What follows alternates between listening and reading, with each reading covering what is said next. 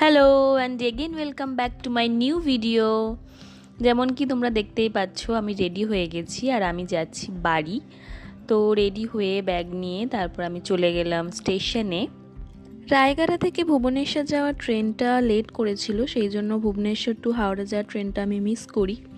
তো তারপর এখানে আমি বসেছিলাম ভুবনেশ্বরের ওয়েটিং রুমে। সেখান থেকে বেরিয়ে আমি ব্রেকফাস্ট করলাম। লাকিলি আমি একটা ট্রেনের টিকিট কাটি আর রিজার্ভেশনও পেয়ে যাই। এটা হলো Secunderabad Naharlagun Saturday special train. কিন্তু এই ট্রেনটাতে উঠেও অবস্থা হয়ে যায় খুবই খারাপ, কারণ এটাও ছিল অনেক লেট। যেটায় প্রায় 2টোর সময় খড়গপুরে পৌঁছানোর কথা ছিল, আমি সেখানে আন্দুলে যাই প্রায় রাত 12টা। অ্যান্ড বাড়ি পৌঁছাতে পৌঁছাতে আমার বেজে যায় 1টা।